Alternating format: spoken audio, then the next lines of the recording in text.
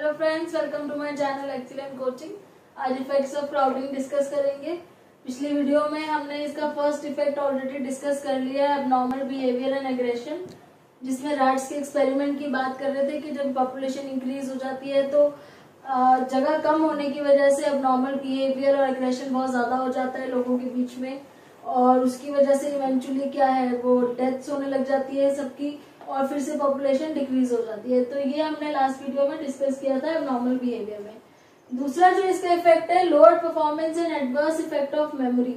Lower performance हो जाती है, भीड़ जब बहुत ज्यादा होती है, बिकॉज हमें बहुत अनकंफर्टेबल लग रहा होता है और हमारी जो कॉन्सेंट्रेशन है वो नहीं बन पाती भीड़ ज्यादा होने की वजह से, शोर भी होता है उस वजह से, तो उससे हमारी परफॉर्मेंस काफी लो हो जाती है। इसमें आप एग्जाम्पल एक क्लासरूम का ले सकते हो, क्योंकि परफॉर्मेंस की बात हो रही है तो क्लासरूम का एग्जाम्पल रिलेट कर सकते हैं हम यहाँ पे कि सपोज बहुत ज्यादा क्लासरूम में बहुत ज्यादा भीड़ है, तो आपको उस टाइम पे जो भी आप वहाँ पे पढ़ने आए हो या जो भी वहाँ पे लेसन चल रहा है उस पे फोकस करना बहुत मुश्किल हो जाता है आपका, बिकॉज डिस्ट्रैक्शन बहुत ज्यादा हो जाती है। बेशक लोग चुपचाप सुन भी रहे होते हैं, फिर भी आपको एक बहुत अनकंफर्टेबल फीलिंग आती है बहुत ज्यादा भीड़ में होने की, और एडवर्स इफेक्ट ऑन मेमोरी बहुत ज्यादा पड़ता है, क्योंकि कंसंट्रेशन नहीं होती तो मेमोरी जो है आप सिलेक्टिवली अटेंशन नहीं दे पाते इंपॉर्टेंट चीजों पे, आपकी अटेंशन बहुत ज्यादा डिवाइड हो जाती है, क्योंकि आपको बहुत सारे स्टिमुलाई एक साथ मिल रहे होते हैं। जितनी ज्यादा चीजें, जितने ज्यादा लोग, आपको उतने सारे स्टिमुलाई मिलते हैं, और वो सारी सेंसेस जब आपकी कैच करती है तो इम्पोर्टेंट चीजों पे अटेंशन नहीं दे पाती, उसकी वजह से मेमोरी में इंपॉर्टेंट चीजें स्टोर नहीं होती है। तो ये लोअर परफॉर्मेंस और एडवर्स इफेक्ट जो है मेमोरी का, ये क्राउडिंग की वजह से होता है। ठीक है, इसमें बुक में आपकी एग्जांपल है, suppose children from crowded house hold show low academic performance. मतलब जो ऐसी जगह लोग रहते हैं ना जहाँ पे बहुत ज्यादा क्राउड होता है, और लोकेलिटीज होती है जहाँ पे बहुत ज्यादा लोगों का घर बहुत पास पास होता है, बहुत शोर हो रहा होता है और एक दूसरे के घरों में आवाजें जारी होती है, उस टाइप की लोकेलिटीज में, भीड़ वाली सोसाइटीज में, वहां पे ये देखा गया है कि जो चिल्ड्रन होते हैं उनकी एकेडमिक परफॉर्मेंस लो हो जाती है। क्यों हो जाती है? क्योंकि डिस्ट्रैक्शंस बहुत होती है, नॉइज बहुत होता है, पॉल्यूशन ज्यादा हो जाता है। ठीक है, और क्राउडिंग की वजह से होता है सारा, क्योंकि नंबर ऑफ स्पेस पीपल जो है उसके अकॉर्डिंग स्पेस कम होती है, तो वो कंसंट्रेशन उनकी नहीं बन पाती है उस इम्पोर्टेंट चीजों, एकेडमिक चीजों पे जिसपे चाहिए, और फिर उसकी वजह से मेमोरी प्रॉब्लम आती है और ऑटोमेटिकली एकेडमिक परफॉर्मेंस लो होती है। ठीक है, अब क्या है, थर्ड पॉइंट ये कह रहे हैं कि सिचुएशन अगर हैप्पी है, जैसे कि कोई पार्टी है या कोई म्यूजिक कॉन्सर्ट है, इस तरह की अगर सिचुएशन है और उसमें अगर भीड़ है, तो क्या आपको उस टाइम भी स्ट्रेस होगा?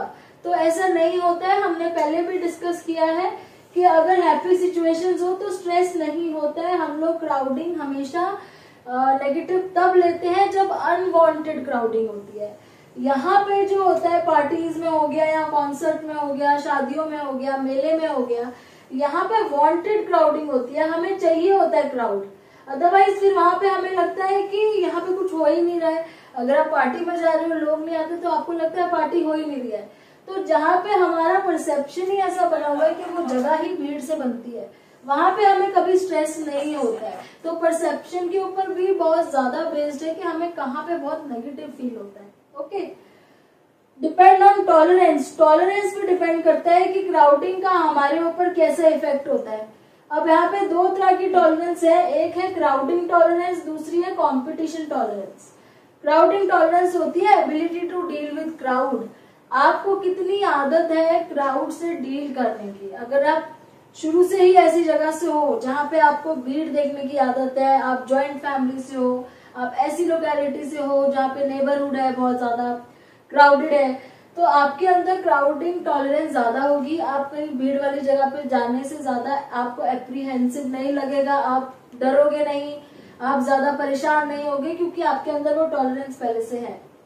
ठीक है, ऐसे ही कंपटीशन टॉलरेंस क्या होती है, एबिलिटी टू कॉम्पीट। अगर आपके पास, जैसे सपोज मान लो रिसोर्सेज की बात हो रही है कि क्राउड होता है तो रिसोर्सेज कम हो जाते हैं, तो क्या करना पड़ता है, एक दूसरे से कंपटीशन करना पड़ता है। अगर आपके अंदर वो टॉलरेंस है कि आप कॉम्पीट कर सकते हो, इतनी ज्यादा भीड़ से भी आप कॉम्पीट करने में नहीं डरते हो, तो उसको बोलते हैं कंपटीशन टॉलरेंस। तो हमें स्ट्रेस नहीं होगा।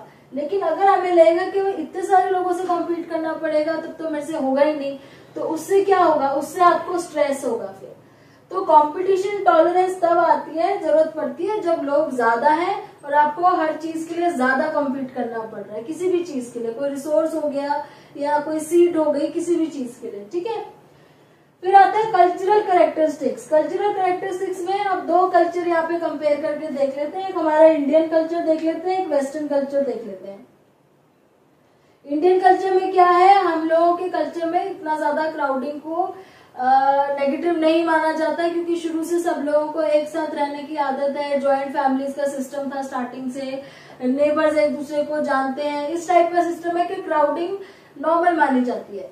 तो हमारे कल्चर में जो है वो क्राउडिंग इतनी ज्यादा प्रॉब्लमेटिक नहीं थी। अब थोड़ा सा क्योंकि मॉडर्न व्यूज आने लग गए हैं, हम लोग वेस्टर्न कल्चर फॉलो करने लग गए हैं, तो अब ये सिस्टम ज्यादा हो गया है, तो अब हमें थोड़ा सा स्ट्रेस लगता है उसकी वजह से। लेकिन अगर हम कल्चर को देखें तो हमारे इंडियन कल्चर में क्राउडिंग का इतनी ज्यादा नेगेटिव इफेक्ट नहीं होता था। वही अगर हम वेस्टर्न कल्चर से कंपेयर करें तो वहां पे प्राइवेसी सिस्टम बहुत ज्यादा है और सेल्फ सेंटर्डनेस ज्यादा है, और वहां पे इतना ज्यादा इंटरेक्शन लोगों में नहीं है ओपनली उस तरीके से जैसे इंडियन सिस्टम में है। मतलब वहां पे तब होती है जब दोनों ही डिजायरेबल हो, जिससे आप इंटरेक्ट कर रहे हो वो भी आपसे चाहता है तो आप कर सकते हो। बट इंडियन सिस्टम में कोई इतना ज्यादा सोचता नहीं है, हम स्ट्रेंजर से भी कई बार इंटरेक्ट कर लेते हैं। तो वेस्टर्न कल्चर से अगर हम कंपेयर करें तो उनके कल्चर के अकॉर्डिंग क्राउडिंग बहुत बड़ी प्रॉब्लम है, ठीक है। फिर आ जाता है पर्सनल स्पेस का कॉन्सेप्ट। ये भी अगेन हमारे कल्चर में बहुत ज्यादा नहीं है पर्सनल स्पेस का कॉन्सेप्ट, बिकॉज इंडियन कल्चर में हम लोग अननोन पर्सन के साथ भी, जैसे आप कहीं ट्रेवल कर रहे हो, अब स्पेस क्या होता है पर्सनल स्पेस, कि आपको कितनी जगह चाहिए अपने लिए, कितना आप स्पेस चाहते हो। अब आप इसको अगर इमेजिन करो, कहीं आप ट्रेवल कर रहे हो, बस में जा रहे हो, तो वहां पे आपको पर्सनल स्पेस तो बिल्कुल ही नहीं मिलती है। ट्रेन में ट्रेवल कर रहे हो, बस में कर रहे हो, तो हमारे यहाँ पे तो पर्सनल स्पेस का बहुत ज्यादा कमी है, क्योंकि लोगों को एक्चुअली फील भी नहीं होता है कि कल्चर की वजह से, हमारे कल्चर में ही नहीं है ये सब चीजें। तो पर्सनल स्पेस कम होना भी क्राउडिंग ही मानी जाती है, लेकिन अगेन आपके कल्चर पे डिपेंड करते हैं कि आप इससे कितना ज्यादा स्ट्रेस होते हो नहीं होते हो। इंटरपर्सनल स्पेस भी वही होती है कि आप एक दूसरे से जब बात कर रहे हो तो आपको बीच में कितनी स्पेस चाहिए, आपको अपने आसपास कितनी स्पेस चाहिए, आपको किस तरह के कितने लोग हो आपके पास, जिससे आपको लगेगा कि ज्यादा क्राउड नहीं है और जिससे लगेगा कि ज्यादा है बहुत क्राउड।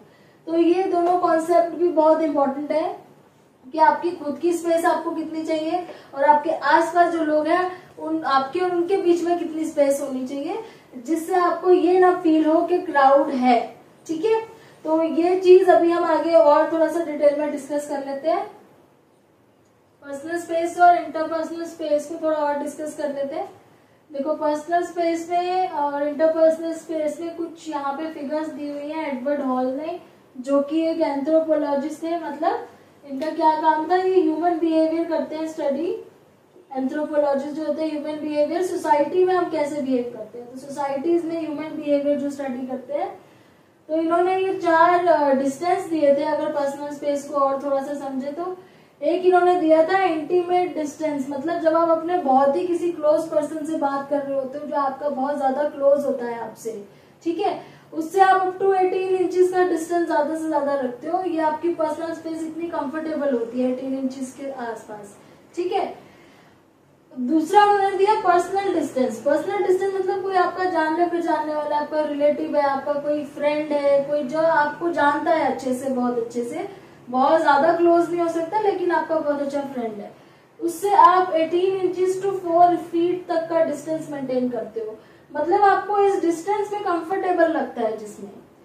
फिर इन्होंने तीसरा दिया सोशल डिस्टेंस। सोशल डिस्टेंस मतलब आप किसी ऐसे पर्सन से बात कर रहे हो जिसको आप जानते हो बट वो आपसे बहुत ज्यादा क्लोज नहीं है, आप लेकिन एक नॉर्मली उसको आप जानते हो कि वो कौन है। मे बी आपका कोई रिलेटिव और हो सकता है, कोई दूसरा फैमिली मेंबर हो सकता है, या कोई आपका फैमिली फ्रेंड हो सकता है।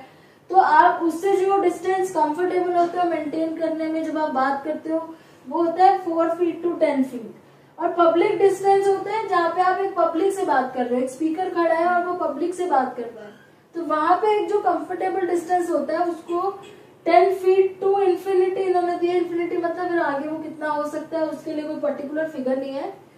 अब ये डिस्टेंस हम एक्चुअली में मेजर करके नहीं खड़े होते हैं। अगर आप कभी आपने सोचा कि हम सोच के खड़े होते हैं कि अगर हम किसी बेस्ट फ्रेंड के साथ करें तो कितना ज्यादा पास खड़े होंगे, अगर हम किसी रिलेटिव के साथ करें तो हम नाप के तो खड़े नहीं होते हैं, लेकिन ये ऑटोमेटिकली हमारे माइंड में ये एक आ जाता है कि हम ऑटोमेटिकली एक डिस्टेंस बना लेते हैं जहाँ पे हम कंफर्टेबल लगते हैं। कभी कभी आपको लगता है कि आप बहुत ज्यादा किसी के क्लोज आगे बात करते करते और आपसे वो इतना क्लोज नहीं है तो आप पीछे अपने आप चले जाते हो, तो आप अपना कंफर्ट खुद मेंटेन करते हो, उसको बोलते हैं पर्सनल स्पेस। और ये आपने बहुत ज्यादा रियलाइज कभी कभी किया भी होगा कई स्ट्रेंजर से बात करते टाइम कि आप कितना दूर खड़े होते हो, आप अपना फ्रेंड के पास होते हो तो कितना पास खड़े रहते हो। तो ये चीज भी एक तरह से क्राउडिंग के अंदर ही आता है कि आप कि आसपास के लोग आपसे कितना ज्यादा स्पेस लेके खड़े हैं, वो चीज आपको क्राउडिंग फील करवा रही है कि नहीं करवा रही है। ठीक है, अब यहाँ पे क्यों इम्पोर्टेंट है पर्सनल स्पेस के बारे में पढ़ना। जब हम क्राउडिंग पढ़ रहे हैं तो क्यों इम्पोर्टेंट है कि हम ये पढ़ रहे हैं, बिकॉज इससे हमें ये नेगेटिव इफेक्ट पता चलता है क्राउडिंग का। जब आपकी पर्सनल स्पेस के अंदर कोई आ जाता है और आप उसको हटा नहीं पा रहे हो बिकॉज जगह नहीं है कहीं और, जैसे आप एग्जाम्पल मेट्रो ट्रेन का ले लो, आपके आसपास इतने ज्यादा लोग खड़े होते हैं, आपकी पर्सनल स्पेस से कहीं ज्यादा पास खड़े होते हैं, ठीक है ना, लेकिन आप कुछ नहीं कर सकते। क्यों? क्योंकि क्राउड इतना है, जगह ही नहीं है, इसीलिए तो आप जल्दी से जल्दी वहां से बाहर निकलने की कोशिश करते हो कि आप जल्दी वहां से निकलो। क्यों? क्योंकि आपको बहुत अनकंफर्टेबल लग रहा होता है। ऐसे ही लिफ्ट में भी क्या होता है, लिफ्ट में जगह लोग अगर ज्यादा आ जाए तो आपकी पर्सनल स्पेस एकदम खत्म हो जाती है, ये स्पेस तो बिल्कुल रहती ही नहीं है आपके पास, तो इसलिए आप कोशिश करते हो कि जल्दी से अपनी जगह पे पहुंचे और बाहर निकले, है ना। तो उससे नेगेटिव इफेक्ट नजर आता है क्राउडिंग का, जो आपको फील होता है। फिर होता है tells about social relationship between people. इससे हमें ये भी पता चलता है कि लोगों का आपस में रिलेशन क्या है। आप कोई भी दो लोगों को देख के उनके बीच की स्पेस को देख के बता सकते हो कि उनका आपस का रिलेशन कैसा है। ठीक है, सपोज यहाँ पे एक टेबल है और आप यहाँ बैठे हुए हो, ये आपके बुक का ही एक्सपेरिमेंट है जो आपकी बुक में भी एक्टिविटी दी हुई है एक्चुअली, कि आप यहाँ बैठे हुए हो और आपका कोई बेस्ट फ्रेंड आपके पास आके चाय पीने के लिए आ रहा है, आपके साथ बैठने के लिए कैंटीन में, तो आप इमेजिन करो वो कहाँ बैठेगा। ऑब्वियसली मुझे लगता है कि अगर बेस्ट फ्रेंड होगा, बहुत ही क्लोज होगा, तो वो आपके साथ इधर बैठेगा या इधर बैठेगा, ज्यादा से ज्यादा क्लोज बैठेगा आपके, ठीक है ना, जबकि स्पेस इतनी ज्यादा है। तो इससे इन दोनों को देख के आप क्या गेस कर सकते हो कि ये बहुत अच्छे फ्रेंड्स हैं। दैट मीन्स हमने उनकी स्पेस देख के उनका रिलेशनशिप जो है वो बता दिया। वही अगर आप किसी के साथ कंपटीशन कर रहे हो, कंपटीशन मतलब एक दूसरे के ऊपर, मतलब आप चेस खेल रहे हो या कोई गेम खेल रहे हो, वो आपका कॉम्पिटिटर है, तो आप ऐसे नहीं बैठोगे। फिर उस टाइम आप कैसे बैठोगे? अगर कॉम्पिटिटर है तो एक जना यहाँ बैठेगा, मतलब जितना ज्यादा डिस्टेंस हो सके इधर भी आप अवॉइड करोगे। कंपटीशन के टाइम पे आप बहुत ज्यादा डिस्टेंस में बैठोगे क्योंकि आप अपनी स्ट्रैटेजी उससे छुपाना चाहोगे, तो आप सोचोगे दूर बैठो।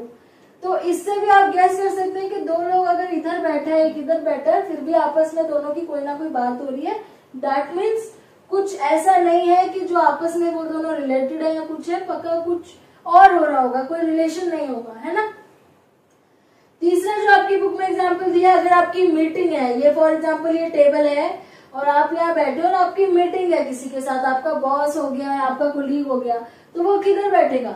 तो मोस्टली आप बोलोगे कि वो यहाँ सामने बैठेगा, ऑपोजिट साइड, क्योंकि उस टाइम पे क्लोज बैठने का कोई मतलब नहीं बनता क्योंकि फॉर्मली मीटिंग हो रही है। तो यही आपका सेकंड पॉइंट कह रहा है कि हम ये पर्सनल स्पेस इसलिए भी पढ़ते हैं जिससे हमें ये पता चलता है कि आपस में सोशल रिलेशनशिप कैसा है लोगों का, ठीक है। और लास्ट में tells how physical space can be modified to reduce stress. हम ये भी इससे पता कर सकते हैं कि अगर किसी को स्ट्रेस होता है तो उसकी फिजिकल स्पेस कैसे हम ठीक कर सकते हैं, कैसे हम उसके आसपास की स्पेस को चेंज कर सकते हैं जिससे उसको स्ट्रेस कम हो क्राउडिंग की वजह से। तो ये तीनों इंपॉर्टेंट चीजें हैं जिसकी वजह से हम पर्सनल स्पेस या इंटरपर्सनल स्पेस पढ़ते हैं। और हमने अभी इसलिए पढ़ा क्योंकि हम क्राउडिंग के इफेक्ट्स पढ़ रहे थे, जिसमें से ये भी बहुत एक इम्पोर्टेंट होता है जिसकी वजह से हमें क्राउडिंग की वजह से स्ट्रेस कई बार फील होता है। तो यहाँ पे इसको अभी हम फिनिश करते हैं, आगे नेक्स्ट वीडियो में बात करेंगे। Thanks for